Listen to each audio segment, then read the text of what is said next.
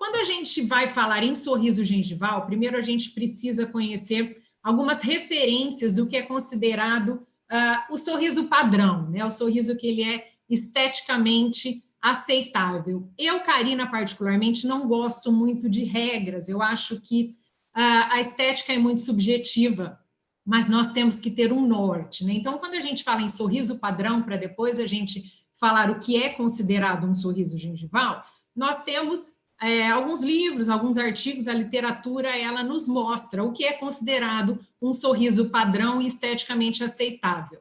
Então, teoricamente, ele diz que é um sorriso que ele exibe o comprimento total dos dentes anteriores, superiores até premolares, e que a curva incisal dos dentes superiores ela é paralela à curvatura do lábio inferior.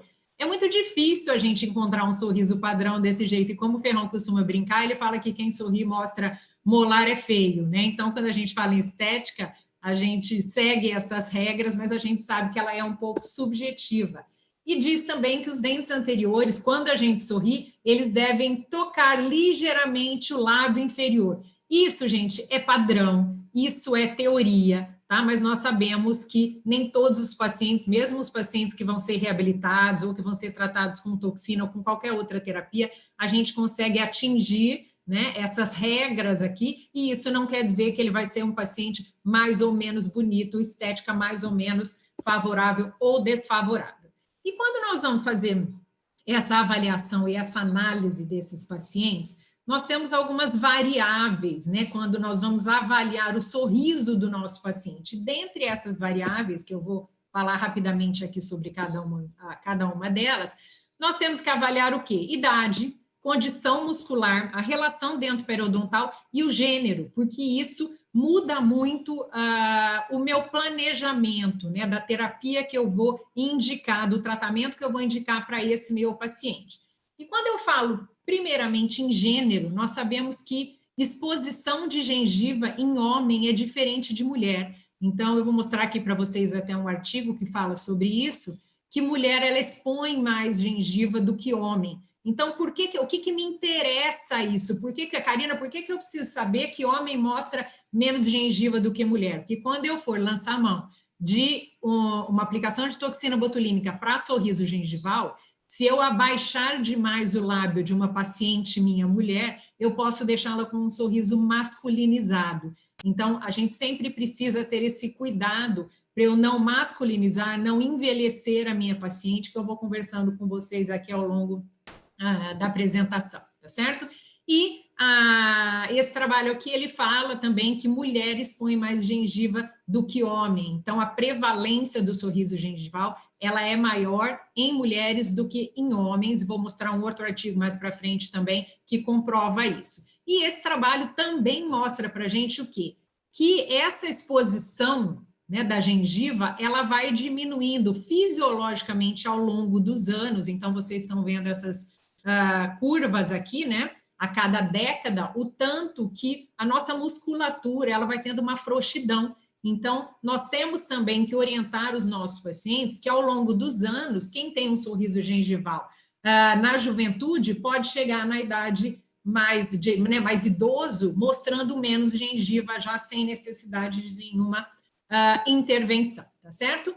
E a idade, quando a gente fala em idade, nós vemos muitas crianças apresentando sorriso gengival, e essa imagem inicial, ela até tem uma resolução ruim, porque vocês estão vendo que é a mesma paciente, inclusive aqui uma sobrinha do professor Cesário Duarte, e uma paciente que apresentava sorriso gengival na infância e que depois, com o próprio crescimento, esse sorriso se resolveu espontaneamente, sem necessidade de nenhuma intervenção. Por isso que quando a gente fala em tratamento para sorriso gengival, nós temos que aguardar o término do período de crescimento desse paciente, porque esse sorriso pode se resolver sem nenhuma terapia adicional. E aqui só para mostrar para vocês também que a idade contribui muito e o paciente masculino, normalmente, ele mostra menos os incisivos superiores e, com o passar dos anos, começa a mostrar mais os incisivos inferiores. Então, isso é fato na maioria dos casos. É lógico que existem as exceções, mas normalmente é assim que acontece, então é importante que a gente conheça essa evolução que a gente vai tendo ao longo da vida. E também nós temos que avaliar o quê? Condição muscular do nosso paciente, porque a gente tem vários padrões aí. O paciente que tem uma hiperatividade muscular, principalmente do músculo levantador do lábio superior e da asa do nariz, eu vou conversar um pouquinho com vocês também a respeito do depressor do septo nasal, nós temos que avaliar principalmente o uso da toxina botulínica, porque daí ela vira o nosso tratamento, a nossa terapia de eleição. E para a gente falar em sorriso gengival, nós temos que conhecer a etiologia. E por que eu preciso conhecer a etiologia? Porque o tratamento de eleição padrão ouro vai ser sempre de acordo com a etiologia do sorriso. Então, eu posso ter aqui, como o João já mencionou, já comentou anteriormente, um excesso vertical de maxila, eu posso ter simplesmente uma hiperatividade muscular dos músculos dos lábios superiores, eu posso ter uma extrusão dentária em bloco, eu posso ter um excesso de gengiva por sobre os dentes, e cada uma dessas etiologias eu tenho uma terapia, né, uma indicação de tratamento diferente, ou eu preciso de uma associação de tratamentos aqui, tá certo? Então, vamos lá.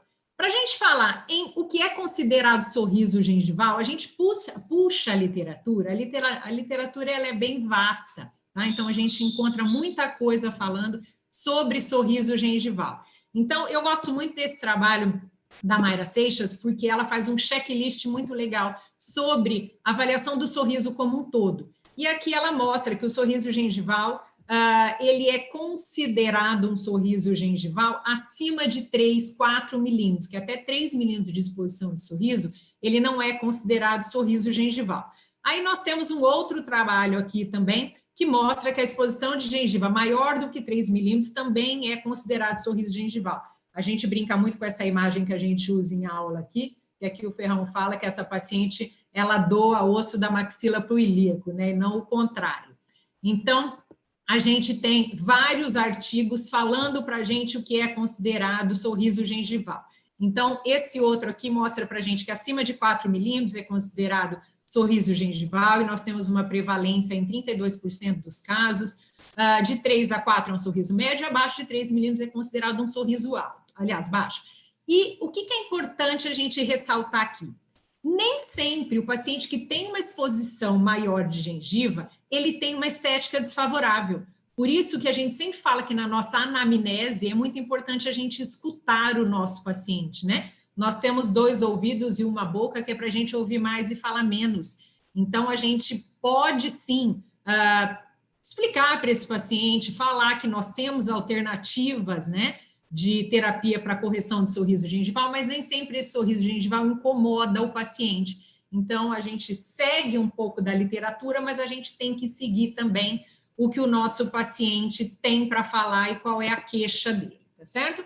E aí, para finalizar a parte aí de literatura em sorriso gengival, a gente brinca que esse trabalho aqui veio para mostrar para a gente que não existe regra, né? Então, aqui eles falam que 1 milímetro de gengiva seria o ideal, mas que mostrar 2 e 3 também não é ruim. Então, isso aqui a gente tem que ter, além da literatura, a gente tem que ter o bom senso junto na hora da gente avaliar o nosso paciente, escutar a queixa dele e verificar qual é a melhor opção de tratamento em conjunto com o paciente que é o mais interessado, tá certo?